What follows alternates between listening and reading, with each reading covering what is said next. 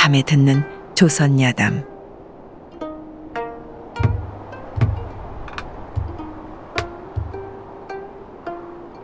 옛날 옛적 조선 세종대왕의 셋째 아들 안평대군의 옛집인 수성궁은 인왕산 아래에 있어 산천이 수려하여 용이 서리고 범이 일어나 앉은 듯 하였습니다. 사직이 그 남에 있고 경복궁이 그 동에 있었으며 인왕산의 산맥이 굽이쳐 내려오다가 수성궁에 이르러서는 높은 봉우리를 이루었고 비록 험준하지는 아니하나 올라가 내려다보면 아니 베는 곳이 없었지요. 사면으로 통한 길과 저자거리며 수많은 집들이 오밀조밀 바둑판과 같았고 동쪽을 바라보면 궁궐이 아득하여 구름 사이에 은영하고 상서의 구름과 맑은 안개가 항상 둘러있어 아침 저녁으로 고운 자태를 자랑하니 참으로 무릉도원이 따로 없었지요. 이때 남문 박옥녀봉 아래에 한선비가 살고 있었으니 그 이름 유영이었습니다. 그는 풍채가 좋고 학식도 높았지만 가난한 형편에 하루하루 끼니 걱정을 하고 사니 울적한 마음을 이기지 못하다 수성궁 자락의 경치가 좋음을 들은 적이 있기에 울적한 마음을 달래려 탁주 한 병을 사서는 홀로 수성궁을 찾아갔지요. 때는 임진왜란을 겪은 후라 한양의 궁궐과 성안의 화려한 집들은 모두 텅 비어 있었습니다. 유영은 수성궁의 후원 바위 위에 앉아 소동파의 시를 읊다가 문득 차고 있던 술병을 열어 다 마시고는 취하여 바위 옆에 돌을 베개 삼아 놓았지요. 잠시 후 술이 깨어 주위를 살펴보니 산수를 즐기던 이들은 모두 돌아가고 동산에는 달이 떴으며 바람은 꽃잎을 어루만지고 있었습니다. 그때 부드러운 말소리가 바람을 타고 들려왔지요. 유영은 이상히 여겨 소리가 들리는 곳을 찾아가 보았습니다.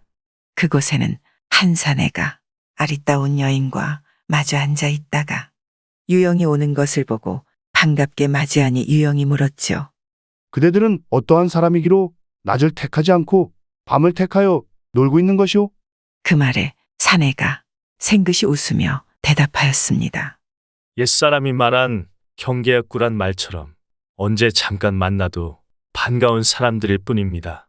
때마침 여인이 조용히 잔심부름을 하는 하인들을 불러 술과 안주를 가져오게 하였는데 먹어보니 그 맛이 인간 세상의 것은 아니었지요. 유영이 먼저 자기 이름을 말하고 나서 물으니 사내가 대답하였습니다. 성명을 가르쳐 드리는 것은 어렵지 않으나 말을 하자면 장황합니다. 저는 진사시에 합격하여 사람들이 저를 김진사라 부릅니다. 그리고 이 여인은 운영이인데 옛날 안평대군이 살던 궁궐의 궁인이었습니다. 진사가 운영을 돌아보면서 물었지요. 임금이 여러 번 바뀌고 일월이 오래되었는데 그때 일을 기억할 수 있겠소? 마음에 쌓인 하늘 어느 날인들 있겠습니까? 제가 이야기를 꺼내볼 것이니 낭군님이 들으시다 빠지는 것이 있거든 덧붙여 주옵소서. 네, 그리하리다. 세종대왕의 왕자 8대군 중에서 셋째 왕자인 안평대군이 가장 영특하셨지요. 대군은 나이 13세 궁에서 나와 이곳 수성궁에서 거처하셨는데 궁녀 중에서 나이가 어리고 얼굴이 아름다운 10명을 골라 학문을 가르치셨습니다. 그리고 그 중 하나가 저 운영이었지요. 안평대군은 항상 저희들에게 엄히 명하셨습니다. 시녀로서 한 번이라도 국문을 나가는 일이 있으면 그 죄로 인해 죽음을 당할 것이며 바깥 사람들 가운데 궁녀의 이름을 아는 이가 있다면 그 또한 죽음을 면치 못할 것이다. 그러던 하루는 밤에 자란이라는 궁녀가 운영에게 물었습니다. 너의 안색이 날로 수척해지는 것 같구나. 혹 무슨 일이라도 있는 것이냐? 숨기지 말고 이야기해보렴. 자라는 어릴 적부터 운영과 함께한 궁녀였기에 운영은 숨기지 않고 속내를 모두 털어놓았는데 그 내용은 이러했습니다. 지난 가을 국화꽃이 피고 단풍이 떨어지기 시작할 무렵 하루는 동자가 들어와 안평대군에게 고했지요. 나이 어린 선비가 김진사라 하면서 대군을 뵙겠다 합니다. 김진사가 왔구나. 안평대군은 기뻐하면서 김진사를 맞이하였습니다. 김진사는 베옷을 입고 가죽띠를 맨 선비였는데 운영이 보기에 그 얼굴과 행동이 신선세계에나 있을 법한 사람 같았지요. 김진사가 안평대군에게 절을 하고 나서 말했습니다. 외람되게 많은 사랑을 입고서도 이제야 인사를 올리게 되어 황송하옵니다. 괜한 말씀 마시게 그저 가을 정치가 매우 좋으니 바라건대 시 한 수를 지어 이 집에서 광채가 나도록 해주게. 안평대군은 금연에게 노래를 부르게 하고 부용에게는 검은고를 타게 하였습니다. 또 보려는 단소를 불게 하고 운영에게는 벼루를 받들게 하였는데 그때 운영의 나이 17살이었습니다. 운영이 김진사를 보고 정신이 어지러워지고 가슴이 울렁거렸는데 김진사 또한 운영을 돌아보면서 웃음을 머금고 자주 눈여겨보았지요. 그러다 김진사가 붓을 잡고 시 한 수를 지었습니다. 거리 남쪽을 향해 날아가니 궁 안의 가을빛이 깊구나. 차가운 물에 핀 연꽃은 구슬되어 꺾이고 설이 내린 국화에는 금빛이 드리우네. 비단자리에는 홍안의 비녀, 옷 같은 검은 꼬줄에는 백운 같은 소리. 유아주 한 말 들고 먼저 취하니 이 몸 가누기 어렵도다. 안평대군은 김진사의 시를 극찬하며 말했지요. 진실로 천하의 드문 재주로다. 어찌 서로 늦게 만났던고. 옆에 있던 시녀들도 감탄을 금치 못했고 이때부터 운영은 잠도 못 자고 입맛도 없고 마음이 괴로워서 허리띠를 푸는 것조차 잊곤 했었던 것이었습니다. 운영의 사연을 들은 자란이 말했지요. 그래, 내가 몰랐었구나. 이제 내 말을 들으니 마치 술이 깬 것처럼 그때의 일이 떠오르는구나. 운영과 자란은 함께 울었습니다. 어릴 적부터 궁중에 들어와 살면서 바깥 세상과는 담을 쌓고 오로지 왕자 한 남자만을 섬기며 사는 그 애달픈 삶을 서로 부둥켜 안고 위로한 것이죠. 그 후로도 수성궁에는 김진사가 자주 찾아왔습니다. 그럴 때마다 운영은 문틈으로 엿보다가 하루는 시 한 수를 써서 김진사가 지나가는 자리에 떨고 얻고 김진사는 그것을 주워서 집으로 가 펴보았지요. 베옷에 가죽띠를 맨 선비는 신성과 같은데 늘 바라보건만 어찌하여 인연이 없는고. 솟는 눈물은 얼굴을 씻고 원하는 검은고 줄에 운하니 가슴속 원한을 머리 들어 하늘에 하소연한다. 김진사는 운영의 시를 읽고 슬픔을 이기지 못하여 손에서 놓지도 않고 그리움에 몸을 가누지도 못하였습니다. 사실은 김진사도 운영을 마음에 두고 있었던 것이죠. 하지만 궁의 여인은 모두 대군의 여인이거늘 어찌 불충하게 궁인을 마음에 둘 수가 있었겠습니까? 김진사는 시간이 흐를수록 운영을 그리는 마음이 커져 병이 들고 말았습니다. 이 당시 안평이 믿음을 얻어 수성궁에 드나드는 무녀가 있었죠. 김진사는 운영을 그리는 마음에 무녀에게 편지라도 좀 전해줄 것을 부탁하러 찾아갔습니다.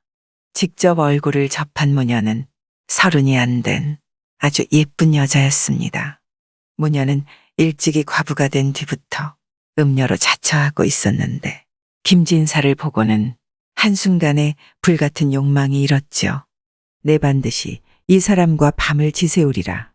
오늘 저녁은 무슨 날이기에 이같이 훌륭한 분을 뵙게 되었을까요?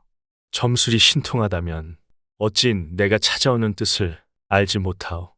무녀는 즉시 영전에 나가 신에게 절하고 방울을 흔들고 몸을 떨며 중얼거렸습니다. 당신은 정말로 가련한 사람입니다.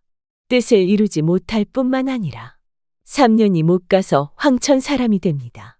나도 짐작은 하고 있어. 그러나 마음속에 맺힌하는 백약으로도 고칠 수 없으니 만일 당신이 이 편지를 전하여 준다면 죽어도 잊지 못할 것이오. 저는 비천한 무녀로 대군께서 부르지 않으면 감히 궁에 들어가지 못합니다. 그러나 진사님을 위해 한번 가보겠습니다. 그렇게 무녀는 김진사의 부탁을 받고 애써 수성궁으로 찾아가 운영에게 김진사의 편지를 전해주었지요.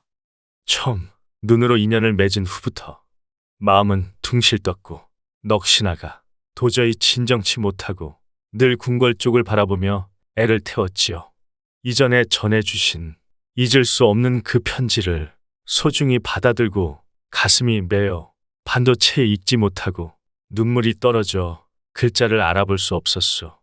내 당신의 편지를 미처 다 읽지도 못하였으니 장차 이를 어찌하오리까. 그 후부터 누워도 잠들지를 못하고 음식은 목을 내려가지 않고 병은 골수에 사무치는 것 같소. 그리고 편지의 끝에 시 한 수가 적혀 있었습니다. 누각은 전영문 닫혔는데 모든 그림자 희미하여라. 낙화는 물에 흐르고 어린 제비는 집을 찾아가네. 누워도 못 이룰 꿈이여. 하늘엔 기러기도 없네. 눈에 선한 임은 말 없고 꾀꼬리 소리에 옥기적시네. 운영은 전해받은 편지를 다 읽고 나자 애절함에 말조차 할 수 없었고 눈에서는 피눈물이 흐르는 것 같았지요. 산속 사람도 아니고 중도 아니면서 이 깊은 궁에 새장 안에 새처럼 갇혀 사모하는 임과 편지조차 마음껏 주고 받을 수 없으니 운영은 그 고달픈 신세를 한탄할 수밖에 없었습니다. 그럭저럭 두어 달이 지나고 계절은 다시 가을이 되어 서늘한 바람이 불고 국화는 황금빛을 토하고 있었지요. 그런데 운영은 김진사를 그리워하다 병이 점점 깊어졌습니다. 이 사실을 아는 궁녀들이 모여 의논한 끝에 한 궁녀가 말했지요. 하늘은 푸르고 물이 맑으니 빨래할 때가 되었구나. 오늘 소격서동에다 휘장을 치는 것이 좋겠지? 궁녀들은 이 말에 모두 찬성하여 빨래를 하러 궁을 빠져나와 소격서동을 향하는데 운영은 무리에서 뒤떨어져 무녀에게 향했습니다. 오늘 찾아온 것은 진사님을 한번 만나고 싶어서이니 부디 소식을 전해준다면 이 몸이 닿도록 은혜를 갚겠습니다. 이 일을 대군께서 아시면 그대뿐만 아니라 나 또한 목숨을 부지하기 어려울 것이오. 무녀께서도 여자이지 않습니까? 한번 마음을 준 정인에게 그깟 목숨이 머그리 대수롭겠습니까? 다만 두려운 것이 하나 있다면 무녀에게 그 피해가 갈까 하는 마음뿐입니다. 훗날 오늘 이 일이 발설된다 하여도 제 입에서 무녀의 이름이 나오는 일은 절대 없도록 하겠습니다. 무녀는 운영을 보고 안타까운 마음이 들었지요. 그래 하는 수 없다는 생각으로 몰래 사람을 보내 김진사를 불러오도록 하였습니다. 그리고 한참의 시간이 흘러 김진사가 무녀의 집으로 찾아왔고 어렵게 만난 두 사람은 서로 한마디도 하지 못하고 눈물만 흘릴 뿐이었지요. 지난번에 전해준 편지에는 낭낭한 오금이 종이에 가득하였습니다. 정중한 마음으로 읽고 또 읽어보니 슬프고도 기뻐서 마음을 진정하지 못하고 바로 답신을 보내고자 하였으나 전할 길이 없었지요. 운영의 말에 김진사는 감복하여 운영의 손을 잡고 목 놓아 울었습니다. 그러자 운영은 품속에서 금가락지를 하나 꺼내어 김진사의 손에 쥐어주며 말했지요. 진사님께서는 천금같이 귀한 몸을 굽혀 위험을 무릅쓰고 절 만나러 오셨습니다. 제 비록 어리석지만 목석이 아니오니 감히 죽음으로써 허락합니다. 제 말에 대한 약속의 표시로 이 금가락지를 드리겠습니다. 저는 수성궁의 서궁에 있으니 이달 금음에 낭군님께서 서쪽 담을 넘어 들어오시면 현생에서의 미진한 인연을 이을 수 있을 것입니다. 운영은 말을 마치고 황급히 궁으로 돌아왔고 다른 궁녀들도 운영을 따라 들어왔지요.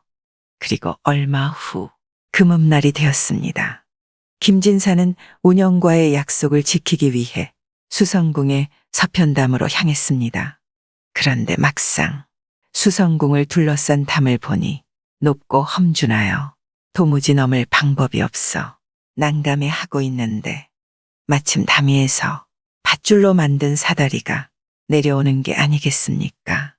김진사가 그 사다리를 타고 담을 넘어 수성궁의 안으로 들어서 풀숲에 몸을 숨기니 조금 있다 사람이 안에서 나와 말하였지요. 이리 나오소서, 이리 나오소서. 그 사람은 자란이었습니다. 김진사가 담을 넘어오는 것을 보고 맞이한 것이지요. 자란이 김진사를 이끌고 수성궁의 깊은 곳에 있는 별채로 안내하니 그곳에는 운영이 예쁘게 단장을 하고 김진사를 기다리고 있었습니다. 운영은 반갑게 절을 하였고 김진사 또한 답례를 하고 마주 앉으니 자란이 좋은 음식들과 자주를 내왔지요. 김진사가 자주 석잔을 마시더니 조금은 취한 듯이 말했습니다. 밤이 얼마나 깊었지요? 자란이 마침 그 뜻을 알고는 휘장을 들이우고 문을 닫고 나갔지요. 방 안의 등불은 꺼지고 두 사람이 잠자리에 드니 그 즐거움은 오죽했을까요? 그날 이후로 김진사는 하루도 빠짐없이 어둑어둑할 때 궁으로 들어와서 새벽에나 돌아갔습니다. 그렇게 그 둘의 사랑은 더욱 깊어가고 정은 점점 두터워져 스스로 멈추어야 할 때를 알지 못하였지요. 그러던 중 궁궐 안 내린 눈 위에 팔자취가 남게 되었습니다. 궁인들은 모두 그의 출입을 알고 위험하다고 했지요. 하루는 김진사가 집 방 안에 틀어박혀 운영과의 만남을 얼마나 지속할 수 있을지 두려워 근심하고 있는데 집안의 젊은 노비 막새가 물었지요. 진사님의 얼굴빛을 보니 근심이 있는 것 같습니다. 대체 무슨 까닭이십니까? 보지 못하면 병이 마음과 골수에 들고 보면 헤아릴 수 없는 죄가 되니 어찌 근심하지 않겠느냐? 그러면 어찌하여 남몰래 업고 도망가지 않으십니까? 이 말을 들은 김진사는 그렇게 하기로 작정하고 그날 밤 막새의 계획에 따라 운영에게 말하였지요. 막새가 비록 노비지만 꾀가 많아 이런 계획을 짰는데 어떠하오? 운영은 김진사의 말을 듣고 그 계획에 따르기로 하였습니다. 예전에 저의 부모님과 대군께서 주신 의복과 보화가 많으니 그것들을 버리고 갈 수는 없으니 어찌하면 좋겠습니까? 너무 많아 말 10필이 있어도 다 운반할 수 없을 정도입니다. 김진사가 그 이야기를 듣고 집으로 돌아와서 막새에게 이야기하니 막새가 기뻐하면서 말했지요. 진사님? 무엇이 어렵겠습니까? 저의 친구 20여 명이 있는데 그들에게 운반토록 하면 태산도 옮길 수 있을 것입니다. 그리하여 운영이 막새의 도움으로 귀중한 물건들을 밤마다 정리하여 이래 만에 궁 바깥으로 운반을 마치자 막새가 말했습니다. 이것들 가운데 보화는 산중에다 구덩이를 파고 깊이 묻어두는 것이 좋을 것 같습니다. 그래 막새야, 내 말대로 하거라. 그런데 사실 막새의 생각은 그 보화를 얻은 후 운영과 김진사를 산골로 끌고 들어가서 김진사를 죽이고 운영과 재물을 차지하려는 계획이었지요. 그러나 순진한 김진사는 그 사실을 전혀 알지 못했습니다. 하루는 김진사가 안평대군을 만나고 돌아와 운영에게 말했지요. 도망해야 하겠소. 내가 지은 죄 때문에 대군이 의심을 품고 있으니 더 이상 지체하지 말고 오늘 밤에 도망가야 하겠소. 지난밤 꿈에 한 사람을 보았는데 얼굴이 흉악하고 자기를 못 온다누라 하면서 말하기를 이미 약속한 바 있어 장성 밑에서 오래도록 기다렸노라 하기에 깜짝 놀라 깨어 일어났습니다. 꿈이 상서롭지 않으니 진사님도 다시 생각해 보시지요. 꿈은 거짓인데 그걸 어찌 믿을 수 있겠소? 장성이라고 말한 것은 궁궐이며 모돈이라고 말한 것은 막새인 듯한데 진사님은 그 노비의 마음을 잘 알고 계신지요? 그놈은 본래 미련하고 음한 놈이지만 지금까지 나에게 충성을 다하였는데 어찌 그런 악한 일을 하겠소? 진사님의 말씀을 어찌 감히 거역하리오마는 궁 안에 자라는 저와 형제와 같으니 이 사실을 말하지 않을 수 없습니다. 그럼 그리하시오. 운영이 자란을 불러 김진사의 계획을 말하였더니 자란이 크게 놀라 꾸짖으며 말하였습니다. 서로 즐거워한 지가 오래되었는데 어찌 스스로 화를 부르려 하니? 한두 달 동안 서로 만난 것도 모자라. 담을 넘어 도망치는 일을 어찌 사람으로서 참아할 수 있겠니? 그리고 천지가 한 그물 속인데 하늘로 올라가거나 땅으로 들어가지 않는 이상 도망간들 어디로 갈 수 있겠어? 결국 김진사는 일이 이루어지지 못할 것을 짐작하고는 한탄하면서 눈물을 머금고 돌아갔습니다. 하루는 안평대군이 서궁에 와서 철쭉꽃이 만발한 것을 보고 운영에게 명하여 시를 지어 올리게 하고는 칭찬하였지요. 너희 글이 날로 좋아지니 내 매우 흡족하구나. 다만 운영의 시는 누군가를 그리워하는 것 같구나. 내가 따라가고자 하는 사람이 어떠한 사람이냐? 김진사의 글에도 의심할 만한 대목이 있었는데 혹시 김진사를 생각하고 있는 게냐? 운영은 화들짝 놀라 즉시 뜰에 내려가 머리를 땅에 대고 울면서 고하였지요. 대군의 뜻을 어기고는 곧바로 죽고자 했으나 나이가 아직 20살이 안 되었고 또 부모님을 보지 못하고 죽으면 구천에 가서도 한이 되겠기에 삶을 도둑질하여 여기까지 이르렀나이다. 이제 대군께서 제 마음을 아셨사오니 어찌 죽는 것을 애석하게 여기오리까. 운영이 그렇게 말하고 바로 비단 수건으로 스스로 난간에 목을 매려 하자 안평대군이 크게 노하였으나 마음속으로는 정말 죽이고 싶지 않았는지 자란을 시켜 운영을 말렸지요. 그날 밤 김진사가 운영을 찾아왔으나 운영은 병이 들어 일어나지 못하고 간신히 말했습니다. 이후로는 다시 볼 수 없을 것이니 이승의 인연과 백년가약이 오늘 밤으로 다한 것 같습니다. 만약 하늘의 인연이 끊어지지 않았다면 구천에서 다시 만나겠지요. 김진사는 우두커니 서서 운영을 한없이 바라보다가 가슴을 치고 눈물을 흘리면서 돌아갔지요. 그리고 집으로 돌아가서 막세를 보고 말했습니다. 재물은 내가 잘 지키고 있느냐? 내 장차 다 팔아서 부처님 전에 바칠 것이다. 염려 붙들어 매십시오. 산중에 깊숙이 묻어도 아무도 손을 못 댈 것입니다. 막세는 김진사를 안심시키고 집으로 돌아가 중얼거렸지요. 이제 궁녀가 나오지 않으니 그 보물들은 몽땅 나의 것이 되겠구나. 어차피 부정하게 쌓은 물건이니 관아에 고발조차 할 수 없는 게 아닌가. 그리고 며칠 후 막세는 스스로 옷을 찢고 자해를 하여 피를 흘리고 온몸을 더럽히고는 김진사 앞에 엎드려 말했습니다. 외로운 이 몸이 산중을 지키다가 수많은 도적들이 습격하여 목숨을 걸고 도망쳐 왔습니다. 만일 그 보화가 아니었다면 제가 어찌 이와 같은 위험에 처했겠습니까? 막세가 그렇게 말하며 통곡을 하자 아무것도 모르는 김진사는 따뜻한 말로 위로해 주었지요. 하지만 얼마 후 김진사는 막세의 모든 소행을 알고 노비 10여 명을 거느리고 가서 불시에 막세의 집을 뒤져보니 금팔찌 한 쌍과 거울 하나만 남아있을 뿐이었지요. 그런데 이 사건의 소문이 퍼져 궁인 하나가 안평대군에게 고하니 대군이 크게 놓아요 서궁을 뒤지게 하였습니다. 그래서 의복과 보화가 전부 없어진 걸 알고 대군은 서궁 궁녀 5명을 뜰에 불러놓고 형장을 엄하게 차리라는 명령을 내렸습니다. 이 5명을 모두 죽여서 다른 사람들에게 본을 보여라. 곤장의 수를 헤아리지 말고 죽을 때까지 쳐라. 그러자 5 궁녀가 호소하였습니다. 바라건대 말이나 한 번 하고 죽게 해주십시오. 은섬이 글을 올리자 대군이 보고 나더니 노여움이 좀 풀리는 것 같으니 소욱이 울면서 아뢰었습니다. 전날 빨래하러 갈 때 성 안으로 가지 말자고 한 것은 저의 의견이었으나 자란이 밤에 남궁으로 와서 매우 간절히 청하기에 제가 그 뜻을 안타깝게 여겨 다른 궁녀들의 뜻을 물리치고 따랐습니다. 운영이 절개를 깨뜨리게 된 죄는 저에게 있사옵니다. 운영은 죄가 없으니 저를 죽이시고 운영의 목숨을 살려주옵소서.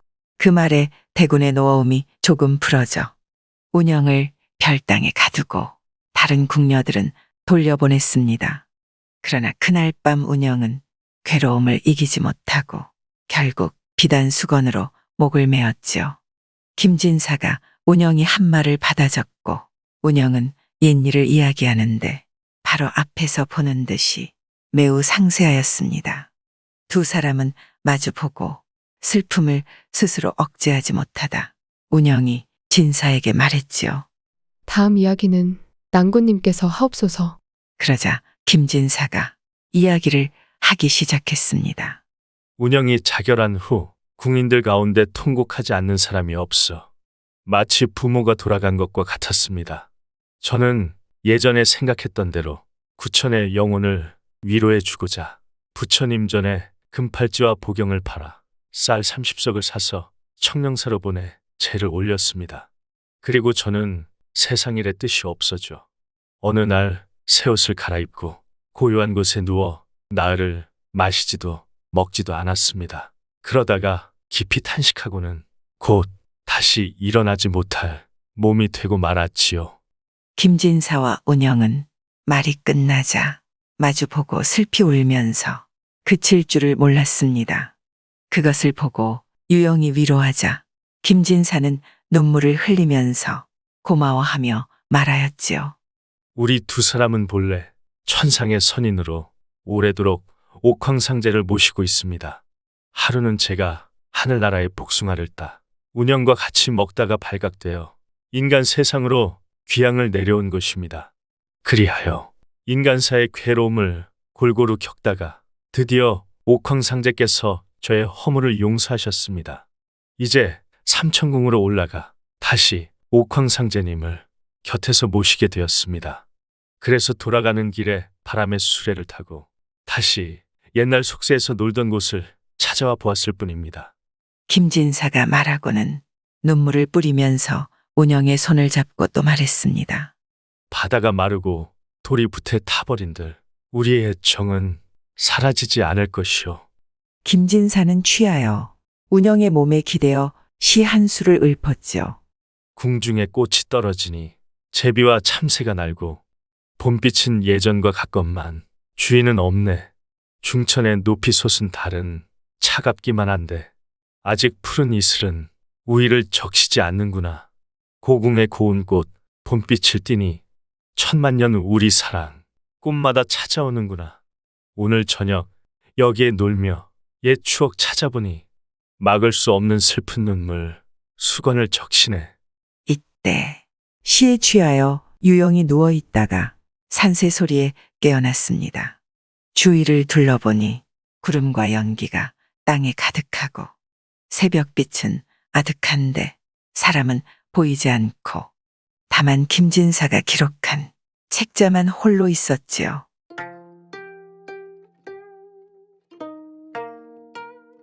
옛날 옛적 어느 시골에 영길이라는 총각이 살았습니다. 영길은 나이 15에 돌림병으로 부모님을 여의고 홀로 살았지요.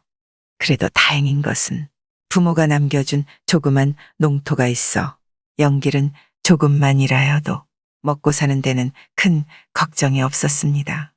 아버지, 어머니, 저는 덕분에 잘 살고 있습니다. 하늘 아래 저 혼자뿐이지만 걱정하지 마십시오. 옆집에 사는 분이가 참 곱습니다. 아버지, 어머니 꼭 분이랑 혼이 나요. 이쁜 손주, 손녀 나 알콩달콩 잘 살겠습니다. 영길의 옆집에는 분이라는 곱디고 온 처녀가 살았습니다. 분이의 집은 매우 가난하였지만 정직하고 성실하게 사는 집이었지요. 그러니 분이를 며느리로 들이려는 집안도 많았지만 영길과 분이는 이미 남몰래 혼인하기로 언약한 사이였고 분이의 부모님 또한 영길을 좋게 봐 분이의 나이 18이 되자 혼례를 치렀습니다. 이복의 사위, 우리 분이 마음 아프지 않게 잘해주어야 하네. 장모님, 걱정 마십시오. 제가 누구보다도 더 아껴주고 행복하게 해주겠습니다. 그래, 고맙네. 그렇게 영길과 분이의 단란한 신혼생활은 봄날 이룬 단잠에 향기로운 꿈만 같았습니다. 부부는 함께 일하고 또 함께 먹고 자며 행복한 나날만 보냈지요.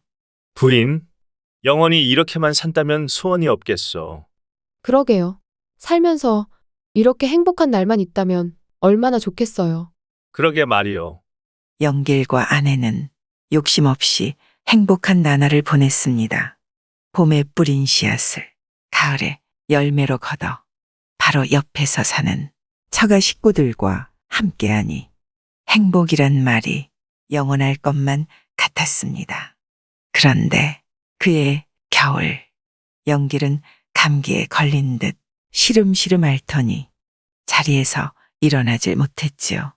답답한 분이가 여러 의원을 불러다 대체 무슨 병이냐 물었지만 아무도 그의 병을 아는 사람은 없었습니다. 다급해진 영길의 아내는 유명하다는 의원을 찾아 이 약, 저 약을 다 써보았지만 도무지 차도가 없었지요. 그러다 돈이 다 떨어지니 논을 팔고 또 밭을 팔고 남은 것이라고는 조그만 초가 하나 뿐이었습니다. 그래도 영길의 아내 분이는 포기할 수가 없었지요. 반드시 남편 영길의 병을 고치겠다는 일념으로 남은 세간을 다 팔아 영길을 업고 끌고 전국 방방곡곡으로 다니다 보니 수중에 돈은 다 떨어지고 어느덧 운전걸식하는 처지가 되고 말았지요. 제대로 못 먹고 못 자고 이제는 약조차 살 돈도 없고 의원도 못 만나는 세월 속에 그래도 남편을 살려보겠다고 분이는 부지런히 돌아다녔지요. 비실비실 연약한 몸으로 수척한 남편을 업고 다니는 그 마음을 누가 알겠습니까? 그러던 어느 날 어느 동네 부잣집에 들어가서 한 끼 밥과 하룻밤 잠을 청하였지요. 주인은 마음씨가 아주 좋았습니다. 아니, 그런 몸으로 다닐 수가 있겠소? 그냥 우리 집에 아예 머물구려. 하지만 집안에 여자가 없으니 밥값 대신 집안일이나 좀 해주면서 말이오. 지칠 대로 지친 부부에게는 이보다 더 고마운 일이 없었지요. 이처럼 고마운 주인에게 어떻게 은혜를 갚겠습니까? 분이는 아주 열심히 밥도 짓고 청소며 빨래며 집안일을 열심히 하였지요. 남편 영길 역시 잘 먹고 잘 자고 잘 쉬자 병이 조금은 나아지는 듯했습니다. 더더욱 고마운 것은 주인은 영길을 위해 약도 사오고 의원도 불러주었지요. 하지만 영길의 병은 근본적으로 나을 수가 없는 것이었으니 주인이 드리는 공은 모두가 허사였습니다. 그렇다 하더라도 부부에게는 집을 떠난 후로 가장 행복한 생활이었지요. 그저 사는 날까지 고통 없이 비굴하지 않게 살기만. 그러자면 그냥 이 집에 눌러 있어야 한다. 내외는 그렇게 생각하며 주인에 대한 고마움에 어떻게 보답을 해야 할지 몰라 했습니다. 여보, 우리가 이렇게 편히 사는 건 다 이 집주인 덕분이요. 나는 완치될 수는 없는 병이지만 당장은 살 것 같구려. 주인에게 어떻게 보답을 해야 할지 모르겠어. 그러게요. 보답할 마음은 절절하여 굴뚝 속 같지만 어디 보답할 길이 있어야지요? 우리 처지에 할 수 있는 일이 뭐가 있어야 말이지요. 정말 주인에게 미안해 죽겠소. 그렇다고 당장 여기를 떠날 수도 없잖아요. 이곳을 떠났다가는 아무래도 당신의 병은 이내 악화되어 그만. 어쨌거나 내 병은 고칠 수 없는 병이고 머지않아 죽을 몸인데 당신 고생이 이만저만이 아니구려. 그래도 사는 날까지는 사셔야죠. 사람은 누구나 세상에 태어나면 언젠가는 반드시 죽게 마련이니 너무 상심하지 말아요. 살다 보면 병이 나을 수도 있을 거예요. 그러니 우리 오래오래 함께 살아요. 그래, 우린 오래오래 살아야 해. 그리고 한나란 씨에 같이 세상을 뜨자고. 그래서 저 세상에서는 이런 병에 걸려 서로 고생하는 일은 없어야 해. 그래요. 그 집의 주인은 호랍이었습니다. 자식도 없이 아내와 단둘이 살다 몇 해 전에 상처하고 혼자 살고 있었습니다. 그러다가 거지 병자내외가 사랑방에 살면서 이러저러하게 살림을 돌봐주니 조금이나마 외로웠던 마음이 안정되었던 것이지요. 그런데 하루는 분이가 부엌에서 밥을 짓고 있는데 주인이 부엌 밖에서 그 모습을 물끄러미 보고 있질 않겠습니까? 참으로 고운 사람이구나. 병든 남편을 위해 저리 지극정성이니. 분이가 순간 누군가 자신을 지켜보는 것 같은 느낌에 돌아보니 집주인 아니겠습니까?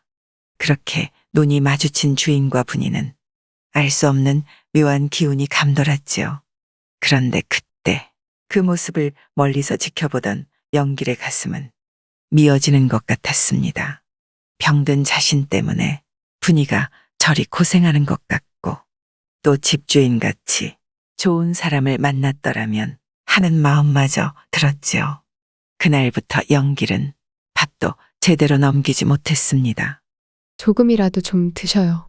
이렇게 안 드시면 어떡해요? 분아. 네? 실로 오랜만에 이름을 불러보는구나. 갑자기 왜 그래요? 영길은 한참을 망설이다 미어지는 가슴으로 아내에게 입을 열었습니다. 대체 그게 무슨 소리예요? 어쩌자고 그런 생각을 해요? 분이는 완강하게 거부를 했지만 영길은 분이에게 며칠 밤낮으로 이야기하고 또 이야기했지요. 끝내 분이는 눈물을 흘리며 고개를 끄덕였습니다. 아니 그게 무슨 소리요? 나에게 어찌 그런 날벼락 맞을 일을 하라는 것이오? 저는 이미 가망이 없습니다. 어린 나이에 부모를 여의고 아내를 만나 행복한 나날을 보냈고 지금은 병이 들어 아내와 함께 슬픈 나날을 보내다 이 집에 와서 다시 조금이나마 행복한 세월을 보내고 있습니다. 하지만 제 병은 낫는 병이 아니지요. 그러기에 저 때문에 고생만 하는 아내와 또 우리 부부를 거두어 주신 주인분의 은혜에 보답할 길이 없어 이런 결정을 내린 것입니다. 아니 그럼 부인도 같은 생각이오? 분이는 아무런 대답을 못하고 한참을 망설이다 기어들어가는 목소리로 대답했습니다. 네, 이제부터 저는 주인분의 아내 노릇을 해드릴까 합니다. 거참!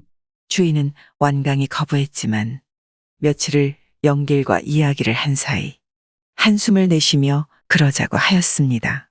이리하여 곱디고 온 영길의 아내 분이는 주인과 동거를 하게 되었지요. 다시 말해 한 집안에서 두 남편을 모시고 살게 된 것입니다. 병든 남편을 위해 이 방법을 택하게 된 분이와 진정으로 아내의 행복을 위해 이런 결정을 내린 영길의 마음, 이를 어떻게 봐야 할까요? 그렇게 반년의 세월이 흘러 결국 병든 영길은 저 세상으로 떠나고 말았지요. 분이는 그날로 아무것도 먹지 못하고 일어서지도 못하였으니 분이의 새 남편이 영길의 장례를 준비하였습니다. 이복에 조금이라도 기운을 차려보시게. 차오르는 슬픔에 한없이 눈물만 흘리던 분이가 간신히 입을 열었지요. 훗날 제가 죽는다면 그 사람 옆에 묻어주세요. 네 그렇게 약조하겠소. 그러니 얼른 기운을 차리시구려. 그래도 가는 사람 마지막 모습은 보아야 하지 않겠소. 분이는 그 말에 간신히 힘을 내 일어났습니다. 잠시 옷을 갈아입고 채비를 하겠으니 밖에서 기다려 주십시오. 알겠네. 채비되면 바로 부르시게.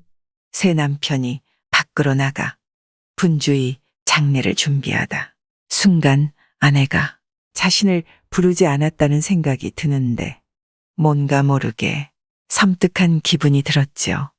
새 남편이 혹시나 하는 마음으로 안방으로 뛰쳐 들어가니 분이의 얼굴은 이미 창백하였고 그 옆에는 비상가루가 떨어져 있었지요. 아니 이게 무슨 짓이오? 그동안 정말 감사했습니다. 이제 새로이 아내를 얻어 부디 행복하게 사십시오. 전랑은 잊어버리시고 평안히 사시옵소서. 그렇게 분이는 숨을 거두었습니다. 그리하여 결국 분이와 영길은 합장되었고 새 남편은 곱게 무덤을 만들어 주었지요. 옛날 옛적 옹달 우물과 옹연못이 있는 옹진골 옹당촌에 한 사람이 살았으니 성은 옹가요. 이름은 고집이었지요. 그는 성미가 매우 괴팍하여 풍년이 드는 것을 싫어하고 심술 또한 맹랑하여 매사를 고집으로 버티었습니다. 옹고집의 앞뜰에는 곡식이 수북이 쌓여 있고 뒷뜰에는 담장이 높직한데 울 밑으로는 돌을 쌓아 동산을 만들었습니다. 그리고 그 동산 위에 아담한 초당을 지었는데 내 귀퉁이에 풍경을 달았으니 바람 따라 쨍그렁 맑은 소리가 들려왔고 조그만 연못 속에는 금붕어가 물결 따라 헤엄치고 있었지요. 동편뜨락 모란꽃은 봉오리가 밤만 벌어지고 외철죽과 진달래는 활짝 피었더니 춘삼월 모진 바람에 모두 떨어졌으되 서편뜨락 앵두꽃은 담장 안에 곱게 피고 영산홍 자산홍은 바야흐로 한창이요.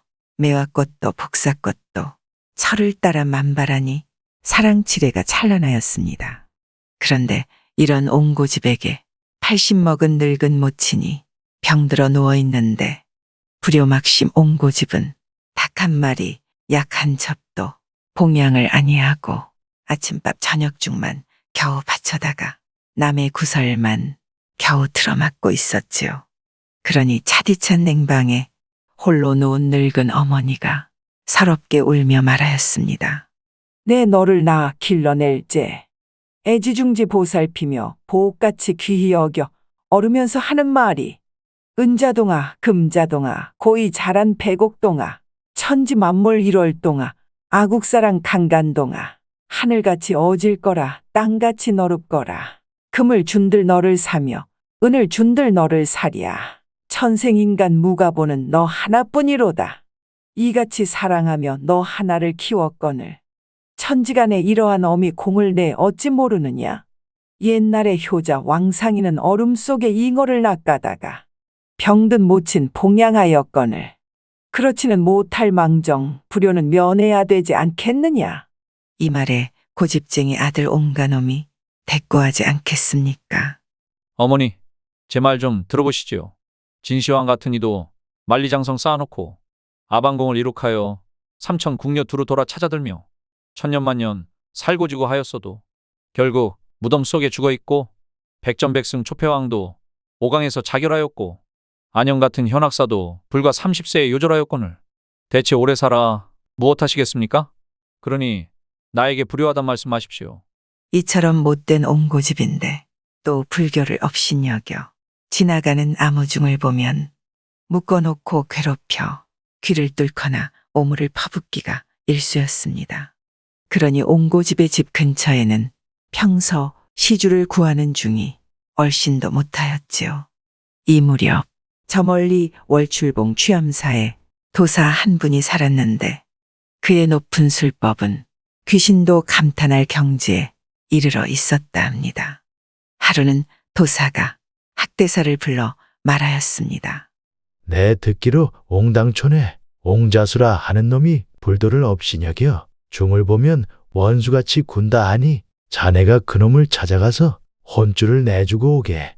도사의 분부를 받고 학대사가 갓을 눌러 쓰고 마에 장삼 걸쳐 입고 백파렴주 목에 걸고 허위적 내려오니 산 아래 꽃은 활짝 피고 산새는 슬피 울며 가는 길을 재촉하였지요. 그리고 노을진 석양녘에 학대사가 옹가집에 다다라 목탁을 딱딱 치며 연부를 하였습니다.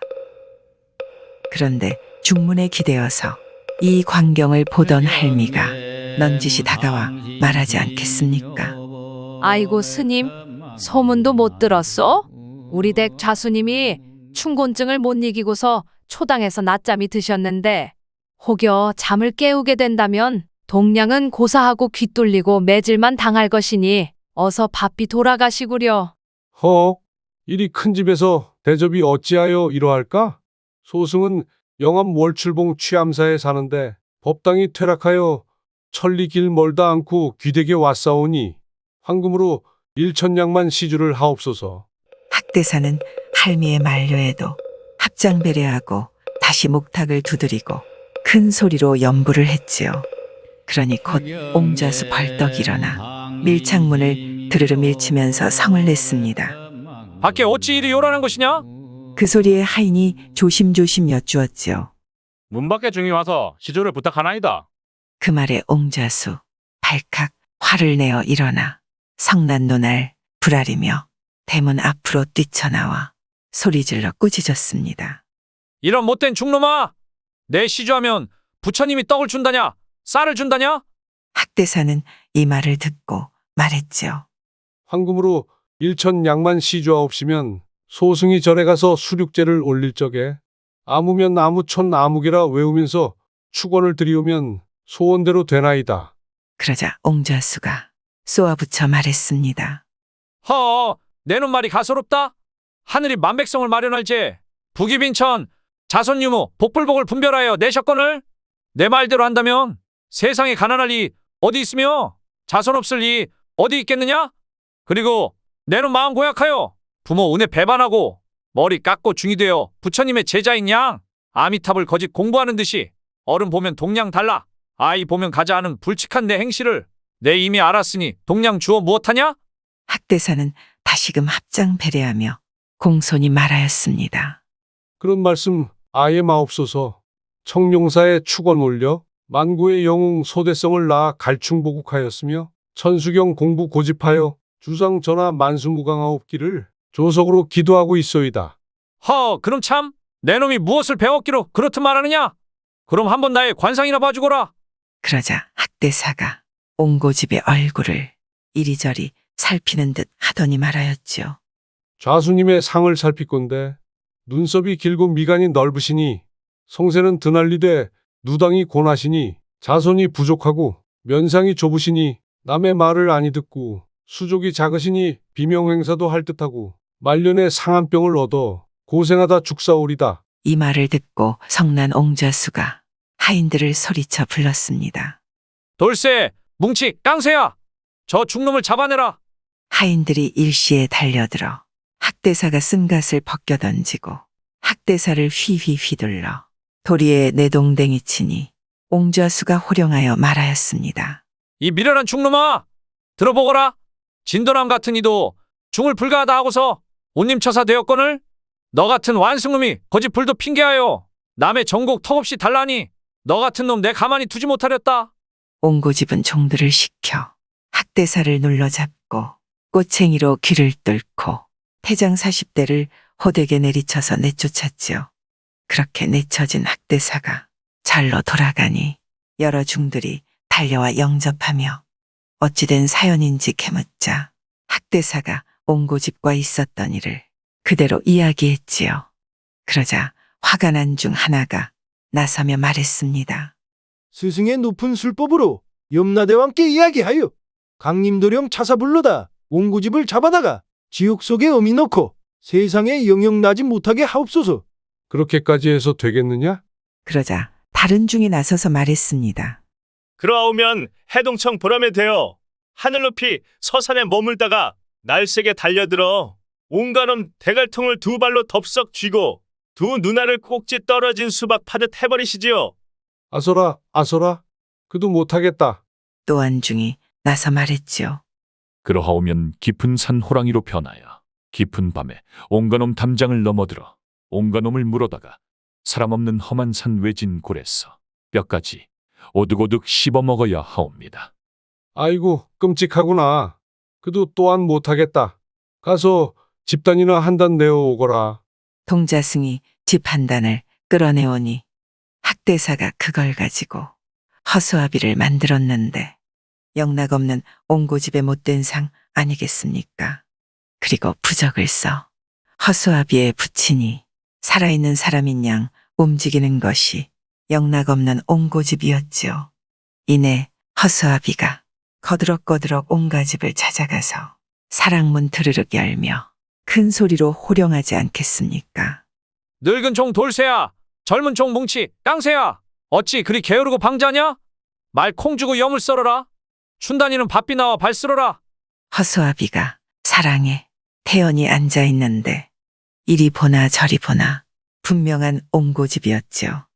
이때 진짜 옹가가 들어서며 말하였습니다.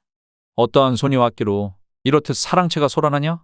가짜 옹가가 이 말 듣고 소리쳤습니다.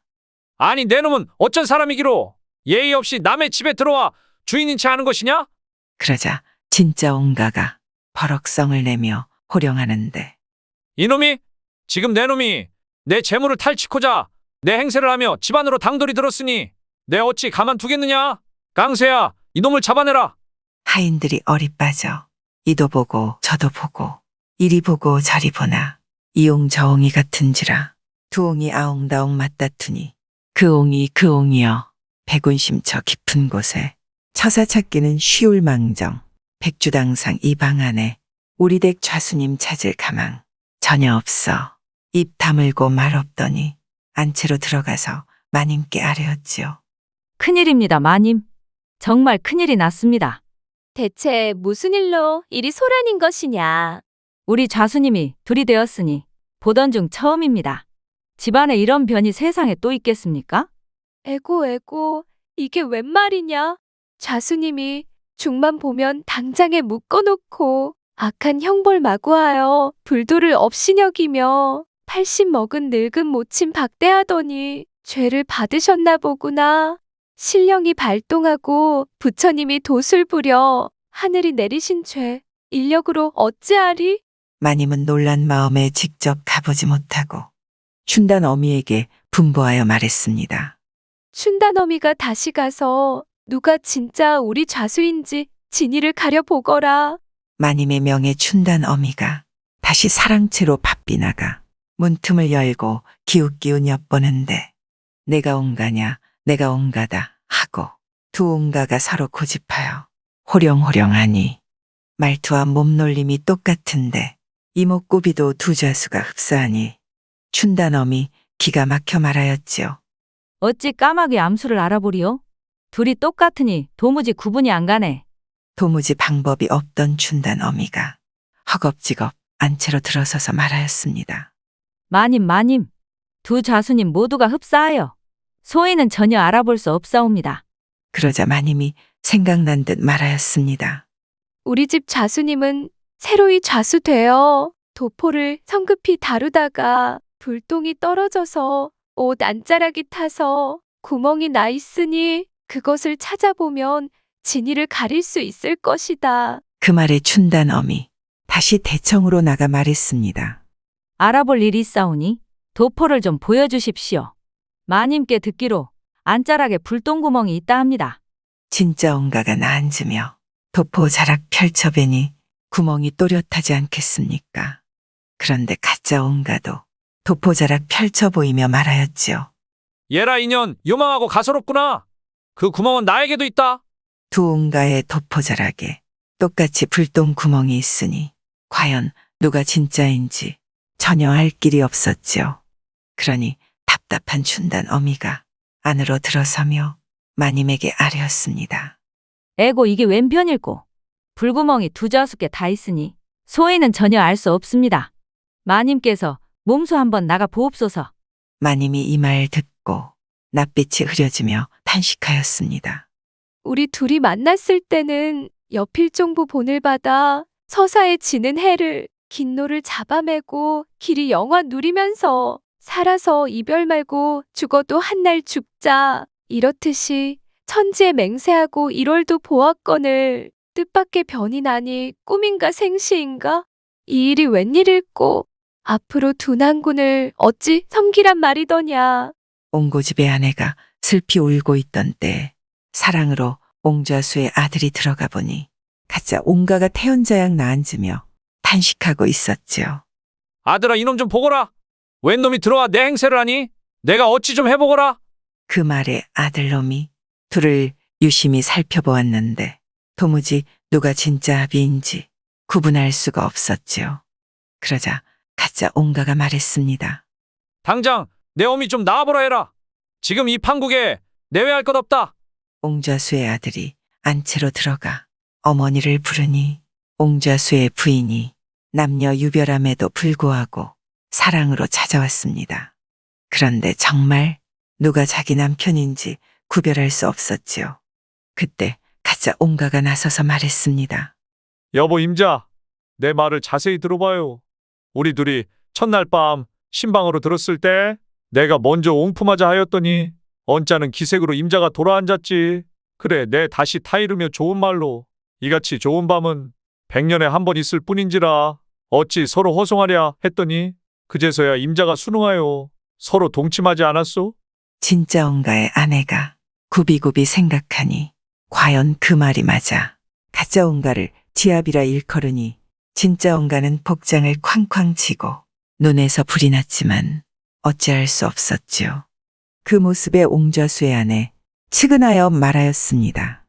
두 분이 똑같으니 소첩인들 어찌 알겠습니까? 애통하오, 애통하오. 에고, 에고 내 팔자야. 여필종부 옛말대로 한 난군 모셨거늘. 이제와 이도 같고 저도 같은 두 난군이 웬편인고? 전생에 무슨 죄를 지어 인연에 드센 팔자 이렇듯 애통할꼬. 에고, 에고 내 팔자야. 이때 구불촌 김별감이 문 밖에 찾아와서 소리쳤습니다. 옹자수 개 있는가? 그런데 가짜 옹가가 썩 나서며 아는 채 하지 않겠습니까? 이게 뉘신가? 허허, 이거 김별감 아닌가? 달포를 못 보았는데 댁내 무구한가? 나는 지금 집안에 병개가 있어 편치도 못하다네. 어디서 온 놈인지 말투와 몸놀림뿐만 아니라 모습도 흡사하여 내 집에 들어와 내 행세를 하니 이를 어찌한단 말인가? 옛말에 그의 아내는 알지 못하되 그의 벗은 안다 하였으니 자네는 나를 알아보지 않겠는가? 진짜 옹가는 이 말을 듣고 가슴을 꽝꽝 치며 호령하였지요. 에고 저놈 보게. 저놈이 나인 체함에 들어앉아 좋은 말로 저렇듯 늘어놓네. 이놈 이 죽일 놈아. 내가 옹가냐 내가 옹가제. 이렇듯이 두 옹가가 아웅다웅 다툴 적에 김별감은 이리 보고 저리 보고 어이없어 말하였습니다. 두 옹가가 옹옹하니 이용이 저옹 같고 저옹이 이용 같아. 내 도무지 구분하질 못하겠네. 이렇게 싸우지 말고 관하로 가서 송사를 내어보게. 그 말에 두 옹가가 옳다거니 하여 서로 붙들고 관하로 가서 송사를 냈지요.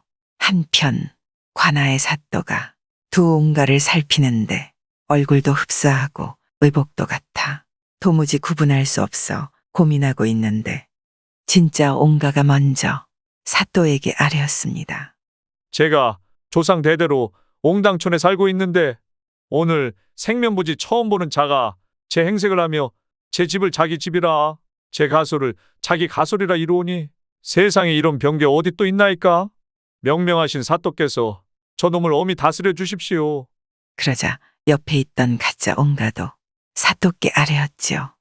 제가 하고 싶은 말을 이놈이 다 아뢰니 제가 할 말이 없사옵니다. 사또께서 부디 샅샅이 살피셔서 누가 진짜인지를 가려주신다면 오늘 당장 죽는다 해도 여한이 없겠나이다. 그런데 부인도 자식도 친구도 모르는 진이를 사또라고 어찌 알겠습니까? 그저 답답하여 한숨만 쉬고 있는데 형방이 아뢰었습니다. 사또, 아무리 가짜가 진짜 행세를 한들 그 집안의 호적 내력은 모를 것이옵니다.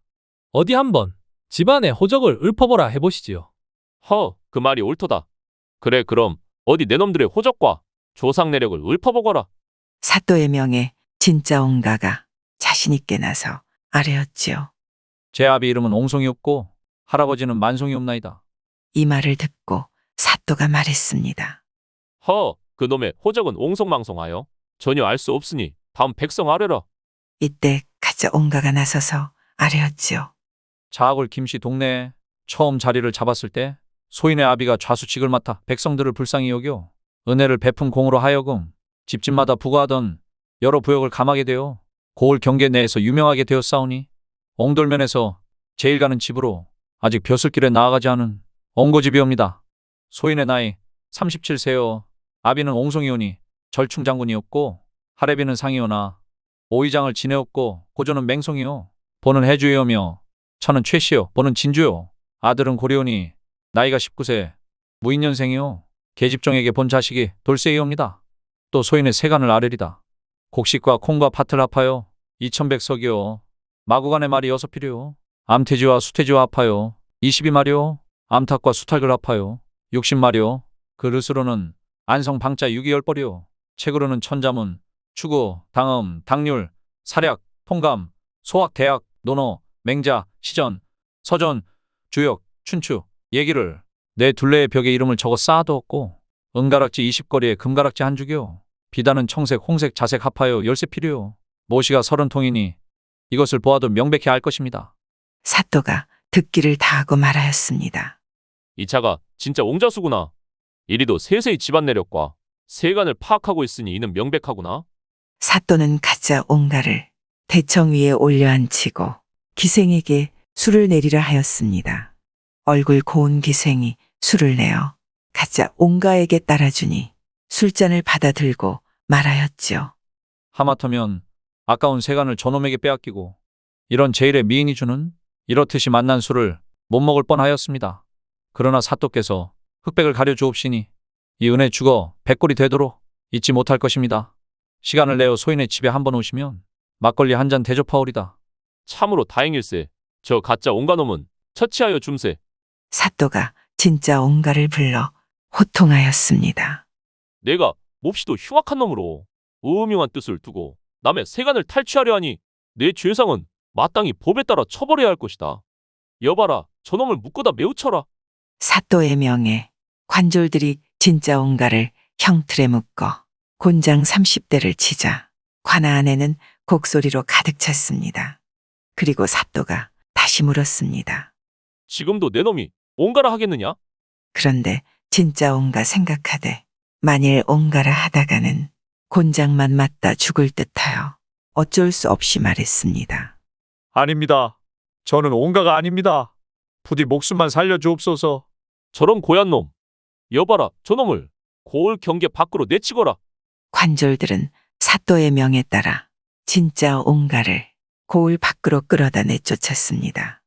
진짜 옹가가 거짓골로 돌아다니니 그 신세가 참으로 처량하게 되어 가슴을 탕탕 두드리며 큰 소리로 목 놓아 울며 말하였지요.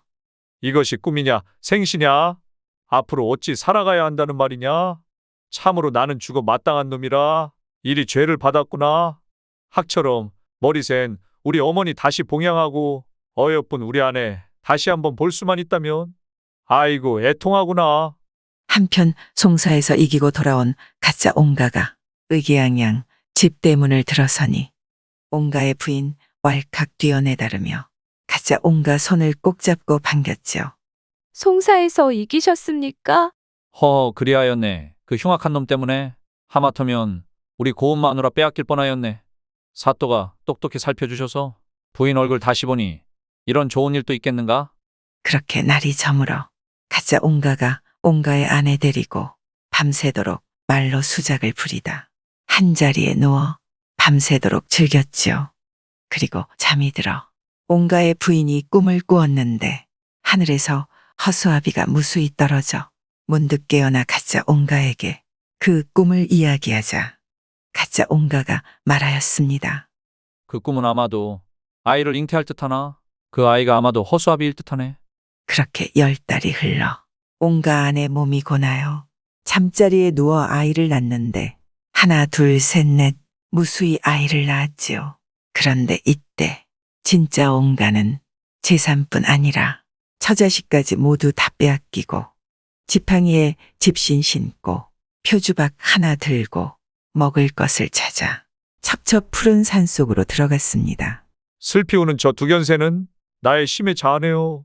꽃 무더기에 눈물 뿌려 점점이 맺혀두고 어찌 돌아갈까 이를 삼으니 슬프다. 이런 깊은 산속에서 아무리 쇠나 돌 같은 마음도 아니 울지 못하리라. 옹고집이 슬피 울다 돌아보니 돌절벽 위에 백발도사가 높이 앉아 말하였지요. 후회하여 뉘우친들 어찌할 수 없도다. 하늘이 주신 죄를 누구를 원망하고 누구를 탓한다는 말인가? 옹고집이 도사 앞에 나아가 절을 하며 공손히 말하였습니다. 이놈의 죄를 생각하면 1000번 죽어도 아깝지 않고 10,000번 죽어도 아깝지 않으나 밝고 밝은 도와 덕을 베푸시어 저를 살려주십시오.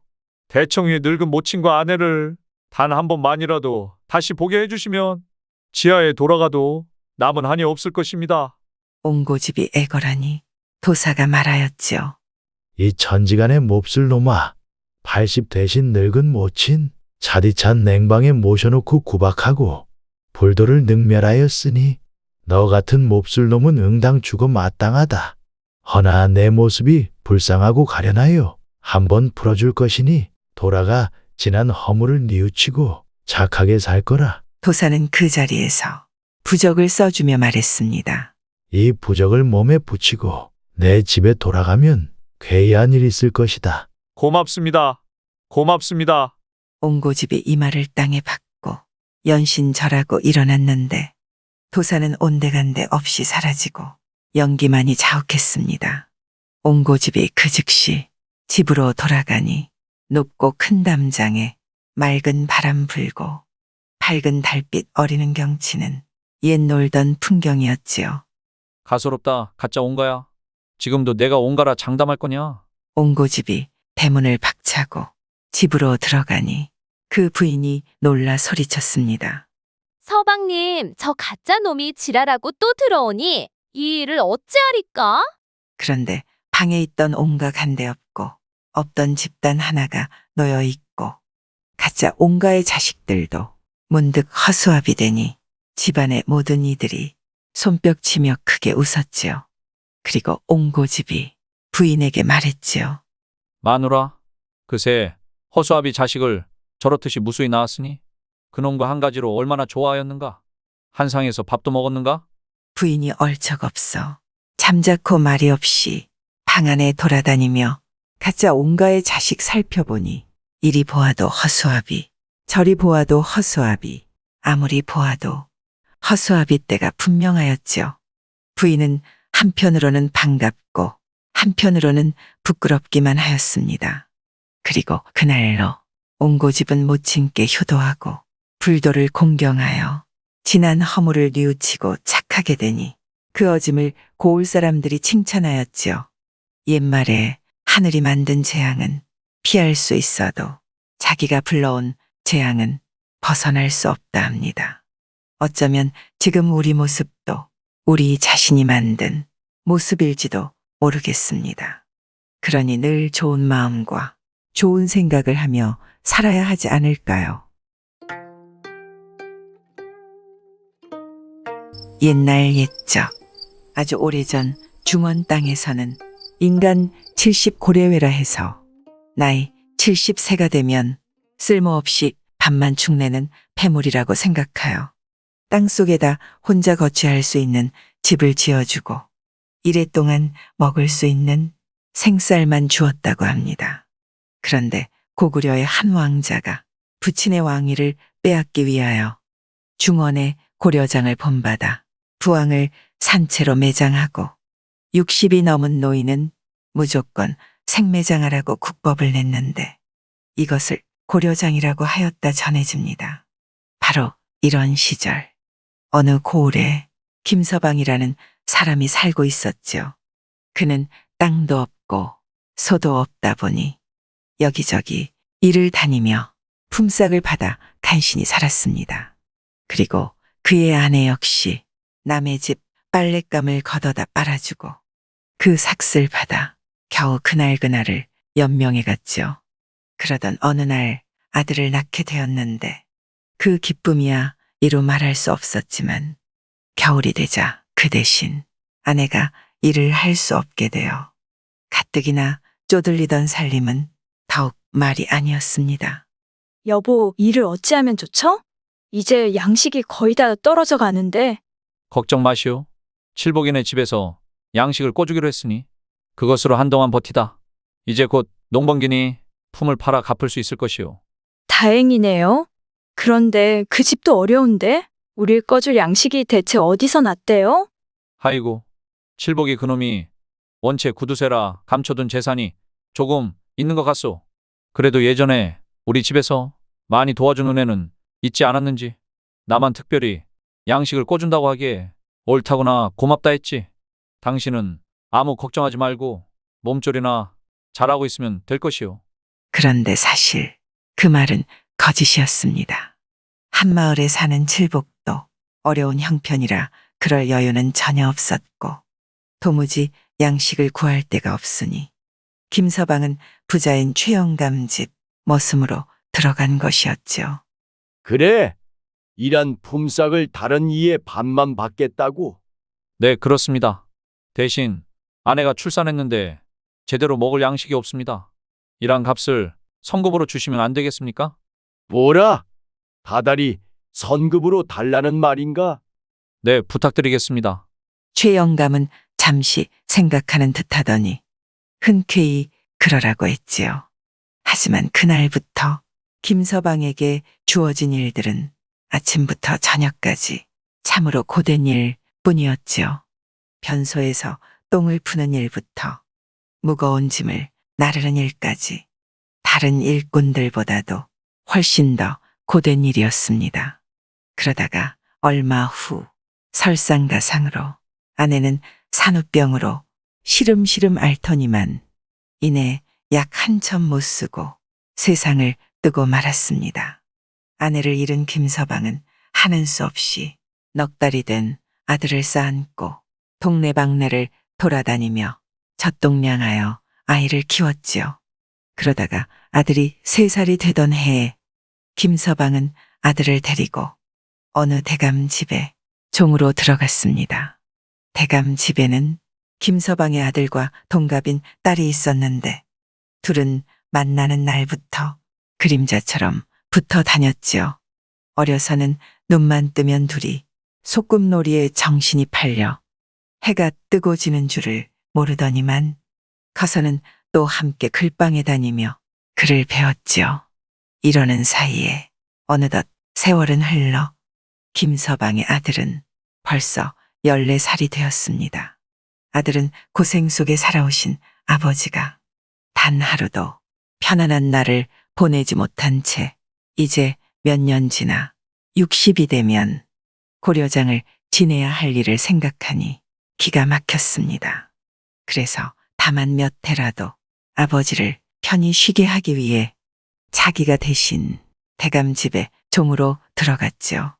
대감 집딸은 김서방 아들이 자기 집에 종이 되자 그가 어려서부터 자기의 소꿉놀이 친구인 데다가 마음씨 착하고 부지런하고 총명하다는 걸 알고 은근히 사모하였던지라 여간 기뻐하지 않았습니다. 그리고 한 집에 머무르는 동안 그들의 정은 남몰래 점점 깊어갔지요. 그렇게 세월이 흘러 김서방의 나이는 어느새 60세가 되어 고려장을 당하게 될 나이가 되었습니다. 김서방의 아들은 아버지가 갓난아이인 자기를 안고 동네방네 찾아다니며 젖동량하여 기른 정과 어린 자기가 사모의 손에서 구박을 받을까봐 호라비로 늙으면서도 부처를 들이지 않은 일들을 생각하니 차마 그 아버지를 생매장할 수가 없었지요. 그래서 아무도 모르게 햇빛이 잘 드는 양지 쪽 산비탈에다 미리 땅굴을 파 돌집을 지어놓고 아버지가 60살이 되자 아버지를 그곳에다 모셨습니다. 아들은 정작 굴 속에 아버지를 두고 생이별을 하자니 발이 떨어지지 않아 피눈물을 쏟으며 아버지의 두 손을 잡았지요. 아버지, 국법이라 자식으로서도 어쩔 수 없는 일이옵니다. 내 걱정은 말거라. 하지만 이렇게 날 숨겨두다 내가 큰 벌을 받을까 걱정이구나. 아버지, 그런 말씀하세요. 낳아주시고 길러주신 그 은혜 제 어찌 함부로 하겠어요. 부디 아무 걱정 마시고 제가 꼭 아버님 생전에 며느리의 절을 받게 하겠사오니 아무쪼록 제때 진지 드시기를 잊지 마시고 해가 뜨면 햇볕을 쬐시고 밤이 되면 잡념을 버리시고 일찍 주무시옵소서. 그 후 아들은 매일 밥을 날라다 밖으로 난 작은 구멍으로 들여보내고는 그 옆에 쭈그리고 앉아 그날 듣고 본 일들을 아버지에게 낱낱이 알려드리며 조금이라도 아버지를 기쁘게 해드리려 애썼습니다. 이렇게 하기를 1년이 되던 어느 날 하루는 대감 집딸이 근심스러운 얼굴로 김서방 아들을 찾아왔습니다. 그 사연을 물으니 당나라에서 사신이 와서는 3가지의 어려운 문제를 내며 알아맞히라고 하였는데 문제를 못 맞히면 나라한 귀족 가문에 시집안간 처녀를 조공으로 바칠 것을 요구하였다는 것이죠. 이에 까딱 잘못하다가는 대감 집딸도 당나라로 끌려가게 생겼으니 걱정이 이만저만이 아니었던 것입니다. 더욱이 아직까지 조정의 문무백관 가운데에서는 아무도 이 문제를 해결한 사람이 없으니 조공을 거절했다가는 당나라에서 침략해 올 것이 분명하였습니다. 지금 조정은 물론이려니와 온 나라가 수심에 잠겼다는구나. 그래서 나라님께서는 이 3가지를 알아맞히는 사람에게는 후한상을 내리고 벼슬까지 준다고 했다는데 과연 누가 이 문제를 풀 수 있을지 걱정이구나. 대체 그 문제가 무엇이냐? 대감 집딸이 김서방의 아들에게 그 문제를 자세히 설명하였지만 그도 난생 처음 듣는 문제이기에 무언가 답해줄 수 있는 게 없었지요. 그날 저녁 김서방의 아들은 아버지를 찾아갔습니다. 아버지, 저녁 진지 받으세요. 아들은 쭈그리고 앉아 아버지에게 낮에 대감 집딸에게서 들은 이야기를 했지요. 그랬더니 저녁을 다 드신 아버지는 구멍으로 빈 그릇을 내보내면서 아들의 귀에 대고 무어라 얘기를 하며 그 3가지 문제를 푸는 방법을 알려주었습니다. 이튿날 김서방 아들은 대감을 찾아가서 자기가 그 문제를 풀어보겠노라고 여쭈었지요. 뭐라? 내가 진정 그 문제를 풀 수 있다고? 그렇게만 된다면 얼마나 좋은 일이더냐? 대감은 희색이 만면하여 정말 그 문제를 모두 풀고 돌아오면 그를 사위로 삼겠노라며 즉시 그를 안방으로 데리고 들어가 새 옷으로 갈아입힌 다음 말을 태워 대궐로 보냈습니다. 웬 시골 총각이 난데없이 나타나 문제를 풀어 국난을 면하게 해주겠다고 자신하자 왕은 다소 미심쩍기는 했으나 아무도 나서는 사람이 없으니 혹시나 하는 마음으로 즉각 문무백관을 불러들이고 외국 사신을 모셔왔습니다. 그리고 당나라 사신이 김서방의 아들을 보자 새 조롱을 가리키며 김서방 아들에게 물었지요. 저 새 새끼가 무슨 새인고? 네, 공작새로소이다.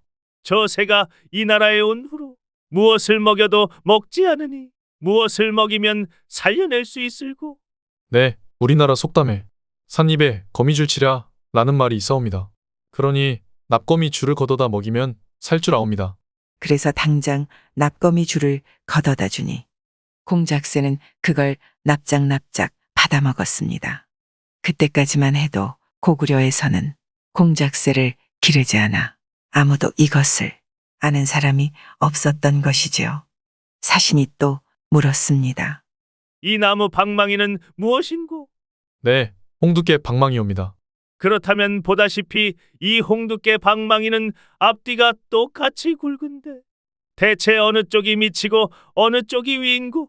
네, 그건 물에 담가보면 알 수 있사옵니다. 물에? 그건 왜 그런가? 네, 나무는 같은 나무라도 아래쪽은 더 단단하고 무거워 물에 더 잠길 것이고 위쪽은 그보다 덜 잠겨 위로 뜰 것이옵니다. 김서방 아들의 자신 있는 답변에 말문이 막힌 당나라 사신은 눈만 살룩거리다가 이번에는 똑같은 백마 두 피를 가리키며 물었지요. 저 말 두 필은 남컷이고 크기나 털의 빛깔 또한 똑같은데 대체 어느 것이 어미 말이고 어느 것이 새끼 말이겠는고? 네, 저 말 두 필이 확실히 어미 말과 새끼 말이라면 마구간에 끌고 가서 먹이를 먹여보면 금방 가려낼 수 있사옵니다. 그걸 어떻게 알 수 있지? 네, 먹이통 양쪽에다 고삐의 길이가 똑같게 두 마를 메고 먹이통 한복판에다 여물을 놓으면 알 수 있사옵니다. 어떻게? 고개를 숙이고 제 앞에 여물만 먹는 것이 어미 말이고 제 것은 놔두고 남의 것부터 후벼다 먹는 것이 새끼 말이옵니다. 그것은 무슨 까닭인고? 네, 비록 짐승이오나 제 새끼를 사랑함은 사람과 다를 바 없는 줄 아옵니다. 어미 말도 배가 고프니 먹기는 하겠지만 제 앞에 있는 것을 먹을 뿐이지 자기 새끼의 몫을 거들떠보지는 않사옵니다. 하지만 철 모르는 새끼 말은 제 것이나 남의 것이나 덤펑덤펑 먹어댈 것이고 새끼의 그러한 행동에도 어미 말은 가만히 있을 것이옵니다. 그 말에 당나라 사시는 아무 소리도 못하고 꿀먹은 벙어리가 되어 당나라로 돌아갔다 합니다. 이렇게 되어 김서방의 아들은 나라님에게 후한상을 받고 돌아와 대감집 딸과 혼례잔치를 벌였죠. 며느리의 절을 받은 김서방은 기쁘기는 하였으나 한편 날이 갈수록 근심이 태산처럼 쌓여갔습니다. 그러던 어느 날 김서방은 아들을 앉혀놓고 자신의 생각을 털어놓았지요. 얘야, 내가 이렇게 상을 타고 장가까지 들었는데 이제 죽어도 원이 없다만 한 가지 근심이 있구나. 이제 앞으로도 나라에 어려운 일이 생기면 또 너를 부를 텐데 이 아비가 죽고 나면 누가 너에게 귀띔을 해주겠느냐. 아무래도 장차 너에게 화가 미칠 터이니 일찌감치 나라님에게 사실을 고하고 용서를 비는 게 옳을 것 같구나. 이 늙은 것이 국법을 어기고 남몰래 살아남아 한 짓이니 죽여도 나를 죽일 것이다. 하지만 나야 이미 죽은 몸이니 두 번 죽은들 아까울 게 뭐 있겠느냐. 아들은 곰곰이 생각해보니 아버지의 말씀이 100번 지당한지라 눈물을 흘리며 아버지와 하직하고 임금을 찾아 사실대로 아뢰고 형벌을 청했지요. 그런데 오히려 임금은 김서방의 아들을 크게 지하하였습니다. 내 과연 효자로다. 너 같은 효자가 있기에 나라의 큰일을 해결했는데 어찌 형벌을 가할소냐? 사람이 늙으면 보고 듣고 겪은 일이 많아. 지혜와 견식이 늙거늘 나라의 보배가 아닐 수 없다. 그런데도 선왕께서 인간 60의 고려장이란 법을 만들어 생매장으로 숱한 인재를 죽이고 이내 도덕을 어지럽혔으니 이 법이 심히 부당했음을 내 오늘에서야 깨닫게 되었구나. 과인이 명하노니 이 목매한 고려장을 즉각 폐지토록 하겠으니 그대는 돌아가는 길로 부친을 그 어두운 땅굴에서 내놓아 햇빛을 보게 하고 100년 장수토록 모시어라.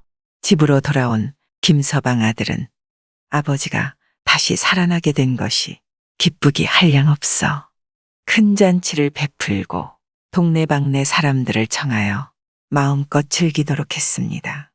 이때부터 나이 60이 되면 노인들을 생매장하던 악습 고려장이 폐지되고 그 대신 큰 잔치를 차렸는데 갑자을 죽인 60년이 지나고 다시 시작한다는 의미에서 환갑잔치가 생겨났다고 합니다.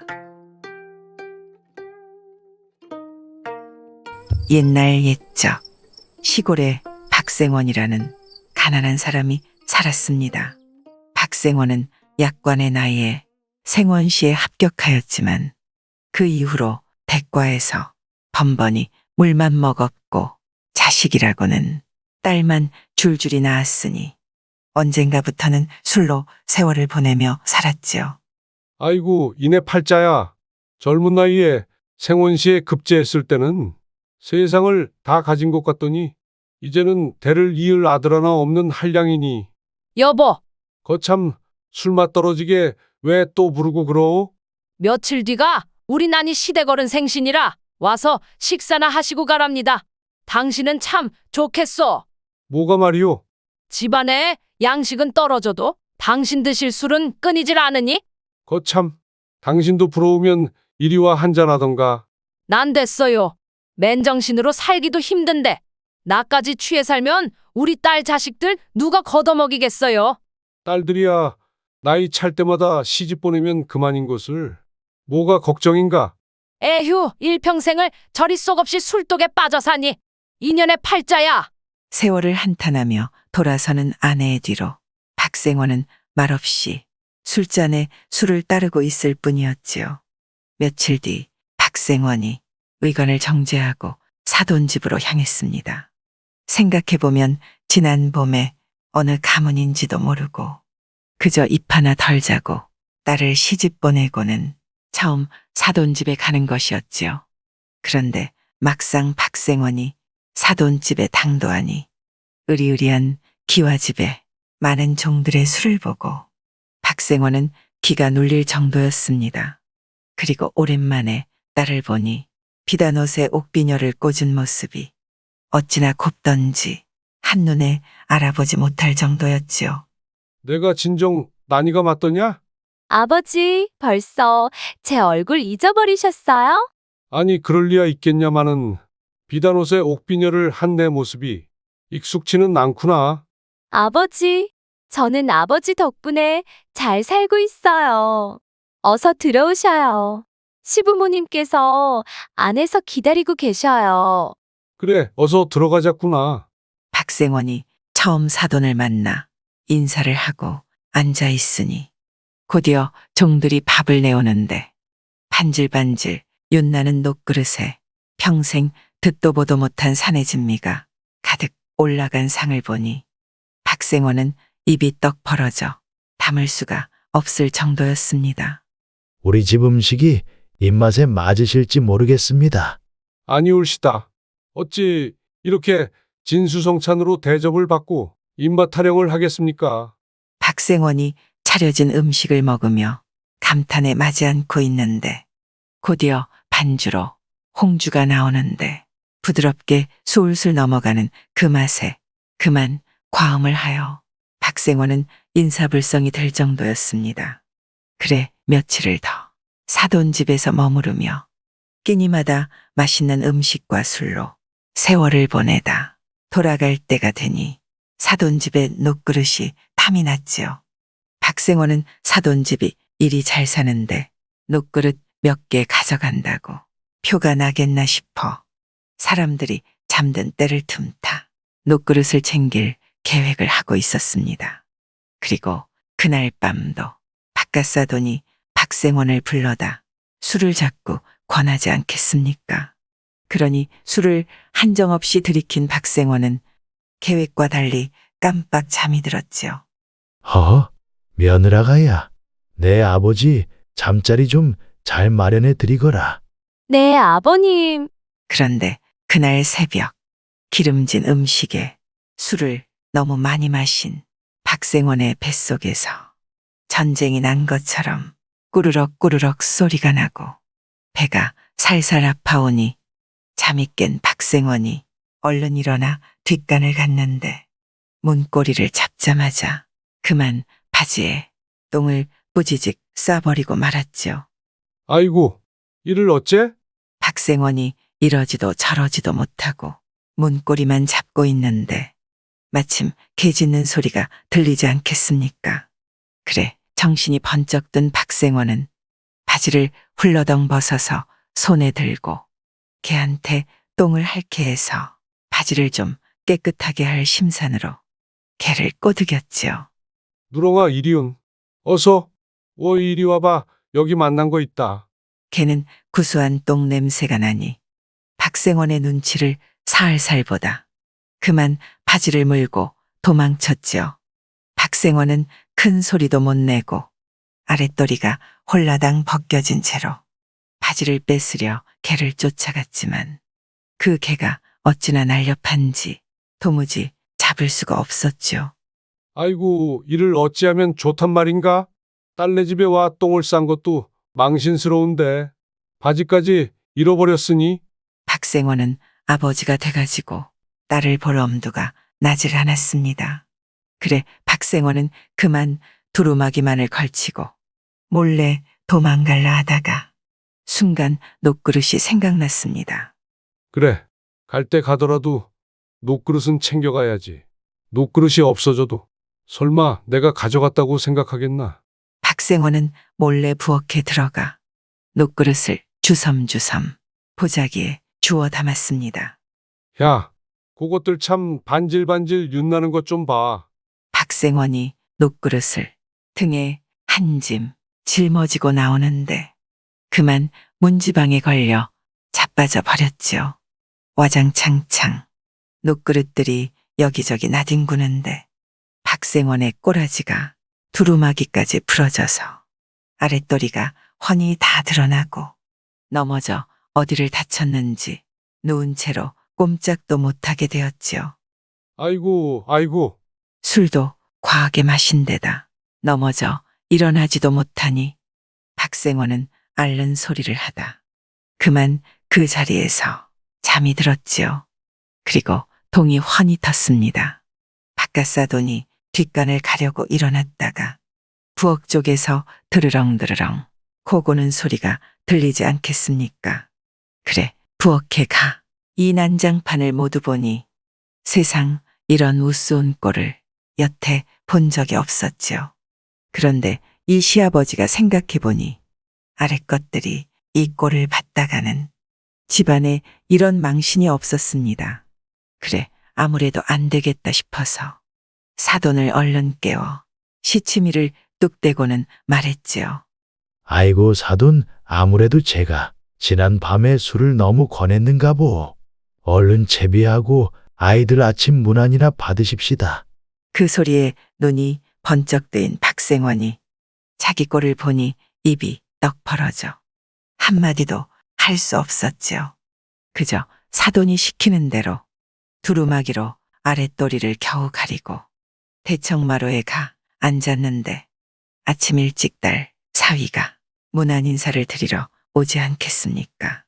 박생원은 간신히 아랫도리를 가리고 대청마루에 좌정하고 앉아 떡하니 무게를 잡고 헛기침도 흠흠 하면서 문안 인사를 받으려 하는데 이때 일이 벌어졌지요. 새벽에 박생원의 똥싼 바지를 물고 간 똥개가 마침 마루 밑에서 잠을 자고 있다. 어디서 또 구수한 똥 냄새가 나니 벌떡 일어나 냄새 나는 곳으로 가. 마루판 사이로 똥 냄새가 나는 것을 확인하더니 똥 묻은 박생원의 궁둥이를 혓바닥으로 핥았지요. 이러니 딸 사위 문안 인사 받으려고 무게 잡고 있던 박생원은 어디서 온 개가 자기 궁뎅이를 핥아대니 너무 간지러워 궁둥이를 이리 들썩 저리 들썩하면서 으흐흐 웃어댔지요. 그러다가 바깥사돈 눈치를 보니 험 하면서 자기를 째려보고 있으니 어쩔 수 없이 자기 궁둥이를 손톱으로 꼬집으며 간신히 간지러움을 참았지요. 그때 스물스물 어디선가 똥냄새마저 올라오는데 박생원이 간지러운 것을 참다 눈물을 찔금거리다가 정신이 나간 사람처럼 킬킬 웃어대니 결국 뒤로 넘어가고 말았지요. 아, 이걸 어찌합니까? 순간 딸 사위뿐만 아니라 집안 사람들마저 박생원의 그 꼴을 보고 말았으니 딸은 순간 부끄러워 얼굴이 빨개지고 생각해보니 잘못했다가는 이번 일로 평생 시댁에서 괄시를 받게 생겼으니 어찌할 바를 몰라 하고 있었습니다. 그때 마침 며느리의 얼굴을 본 시아버지가 나서서 말했습니다. 애고고, 사돈, 옛말에 친정아버지가 딸 시댁에 가서 난장판을 만들고 망신을 당하면 시집간 딸이 잘 산다고 하더니 사돈께서 체면 불구하고 이렇게 일부러 망신을 당하시고 집안을 난장판으로 만드셨으니 아무래도 우리 집에 며느리가 잘 들어왔나 보구려. 그 말에 집안 사람들이 모두 맞장구를 치니 박생원은 오히려 더 몸둘 바를 몰라 했지요. 그리고 집으로 돌아온 박생원은 그날로 술을 끊고 할 일 없이 집안일에 힘쓰니 남은 딸 자식들 모두 좋은 집에 시집 보내고 여생을 편히 살았다 합니다. 옛날 옛적 어느 고을에 늙은 농부가 살고 있었습니다. 하루는 도둑이 들어와 마루 밑에 숨어 있는데 부시럭거리는 소리를 들은 할멈이 할아범을 흔들어 깨웠지요. 영감, 마루 밑에 도둑이 들었는지 아까부터 무슨 소리가 나오? 도둑은 무슨 도둑? 쥐새끼가 그러겠지. 이때 마루 밑에 들었던 도둑이 주인 영감의 대답을 듣고 옳다구나 하고 찍찍 쥐 소리를 냈습니다. 저봐, 저게 쥐새끼 소리가 분명하잖아. 쥐새끼 소리보다 큰 걸 보니 분명 쥐새끼가 아닌 게 분명해요. 그럼 고양인 게지. 다시 할아범의 말을 들은 도둑은 야옹야옹 소리를 냈습니다. 저거 봐, 고양이지? 고양이보다는 소리가 큰걸요. 고양이가 아닌가 보오. 고양이보다 크면 누렁이겠지. 도둑놈은 이어 개소리를 흉내내어 멍멍 짖었습니다. 저거 보라니까 누렁이 소리가 분명해. 개소리도 아니라니까요. 그럼 송아지 소린가? 그러자 이번에는 도둑놈이 음매음매 송아지 울음을 흉내내는데 때마침 이웃집 영감이 살인문을 밀치고 들어오며 말하길. 어째 송아지가 마루 밑에서 우는고? 그러고 보니까 참으로 괴이하구나. 쥐새끼가 커서 고양이가 되고 고양이가 커서 개가 되더니 개가 커서 송아지가 되었으니 그 좁은 마루 밑에서 대체 어떻게 살지? 부부가 등잔을 등에 넣어가지고 나오니 밖에 서 있는 영감 때문에 도망을 못 간 도둑은 한 꾀를 내어 거참 이상하다. 송아지가 크더니 사람이 되었구나. 하면서 마루 밑에서 사람이 나오는데 마침 잘 됐다. 늙도록 아들이 없더니 오늘에서야 도둑님 아들을 얻었으니 하면서 새 노인이 달려들어 도둑놈을 묶으니 묶인 도둑놈이 하는 말이 도둑놈도 아들은 아들인데. 하더랍니다. 옛날 한 사람이 친구 집에 놀러 가니까 다른 친구 둘이 수군수군 하다가 이 친구를 보고 이야기를 뚝 그치지 않겠습니까? 대체 무슨 얘기를 하다가 내가 우리 그치냐? 그러니 한 친구가 아니요. 뭔데 나만 빼고 무슨 수작질을 하려고? 그럼 자네도 같이 할 건가?